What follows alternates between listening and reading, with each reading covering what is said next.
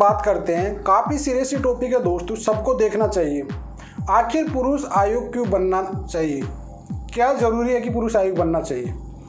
आपका जो भी ओपिनियन है ना, माइंड में जो भी सवाल है ना, कमेंट में ज़रूर करना। इंस्टाग्राम और फेसबुक पेज होगा ज़रूर करना, क्योंकि कभी पुरुष आयोग की आवाज़ उठेगी तो आपको सूचित कर दिया जाएगा। इंस्टाग्राम, ट्विटर और फेसबुक का पेज होगा, डिस्क्रिप्शन में जरूर देख लेना। टिकटॉक, जो भी आपको फॉलो करना, कनेक्टेड हमेशा के लिए रहने के लिए आप जरूर फॉलो कर लेना। अब बात करते हैं दोस्तों कि पुरुष आयोग क्यों बनना ज़रूरी है। सवाल यह है, देखो मेरा ओपिनियन मैं इस वजह बताता हूँ आपको, क्लियर कट बताता हूँ मेरा ओपिनियन क्या है कि भाई जब 498 की जो धारा होती है ना, जो केस होता है डोरी का, उसमें पत्नी कुछ भी जाके बोल देगी पुलिस थाने में, कुछ भी, चाहे उसके साथ मारपीट हुई हो चाहे नहीं हुई हो, कोई डिमांड हुआ है, उसके साथ हरासमेंट हुआ है चाहे नहीं हुआ है, लेकिन उसकी बात को हरिश्चंद्र की तरह सत्य मान लिया जाता है भाई, विदाउट इंक्वायरी, कोई जांच पड़ताल कुछ भी नहीं। और उसके फिर मिनिमम अगर आप अच्छा नॉलेज आपको लोग का पता है तो भी आपको 2-5 महीने तो आपके ख़राब हो जाएंगे, ठीक है। अगर आपको नॉलेज नहीं है, आप वकीलों के चक्कर में सब में पड़ेंगे तो आपकी साल 2 साल 5 साल ख़राब हो जाएंगे उसी झूठी में। बाद में पता पड़ेगा कि भाई ये तो 498 ही झूठा था। तो पुरुष आयोग बनना इस वजह ज़रूरी है दोस्तों कि पुरुषों की आवाज़ भी कोई तो सुनने वाला हो।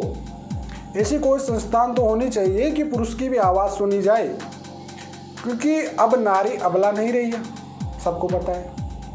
98% झूठे केस जा भी रहे हैं, रेप के 95 केस झूठे जा भी रहे हैं। वो कौन किस पे लगते हैं वो झूठे इतने केस? पुरुषों पे तो लगते होंगे भाई। महिला पे तो लगा नहीं, पुरुषों पे लगा रही होगी। उसके साथ उसके परिवार वालों को हरासमेंट हो रहा है, समाज में जो इज्जत खराब हो रही है, बेइज्जती हो रही है, वो एक अलग से हो रहा है। तो भाई नहीं, हम उसके खिलाफ बिल्कुल भी नहीं बोलता मैं भाई। जो रियल में अगर पत्नी के साथ प्रताड़ित कर रहा है, आज की डेट में 5-10% है ऐसे लोग भी जो प्रताड़ित करते हैं और वो लोग बच भी जाते हैं। सबसे बड़ी हैरान की बात है कि वो हरासमेंट करके पत्नियों को बच भी जाते हैं। लेकिन जो रियल में परेशान, जिन्होंने कुछ किया है नहीं, वो कोर्ट कचहरी के चक्कर काटते रहते हैं। पुलिस थाने में जाएंगे तो वहाँ उसे डराया धमकाया जाएगा, तुम्हें उठा के जेल डाल दिया जाएगा, ठीक है। कोर्ट में जाएंगे तो वकील डरा देगा अच्छे से। आखिर मर्द करे क्या, बेचारा पुरुष करे तो क्या करे? किसको सुनाए अपना दुखड़ा? किसी को नहीं सुना पाएगा, कभी नहीं सुना पाएगा वो। क्यों? कि यार उनकी कोई आवाज़ सुनने वाला है नहीं, कहाँ सुनाएगा?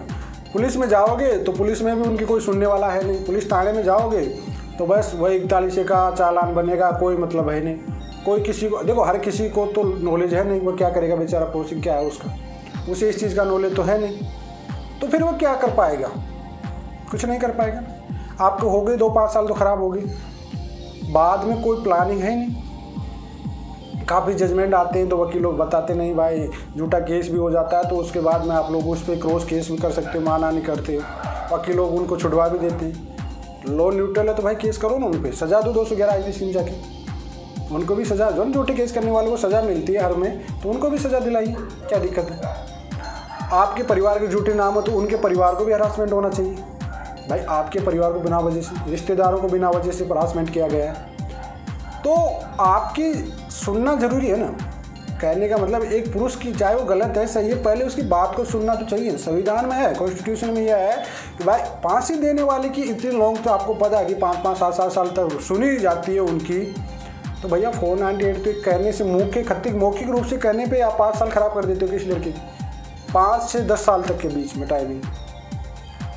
तो आज ये नहीं, पूरे इंडिया में 6 करोड़ परिवार इस 498 से प्रताड़ित है, 1-2 परिवार नहीं रहा। कानून, पुलिस वाले के पास आप जाओगे तो ये क्लियर बात लिखे बताएंगे, हमको पता है झूठा है। वकील को पूछोगे, वकील हमको पता है झूठा है। भाई झूठा है तो इसे खारिज कराओ, FI लगवाओ, आगे ट्रायल क्यों हो रहा है जब पता ही है कि झूठा है? तो बाकी कोई नहीं सुनेगा, हम क्या कर सकते? लड़ो साहब। बर्बादी पूरी तरह से पुरुष की। अब बर्बादी कब स्टार्ट होती है वो भी बता दूँ।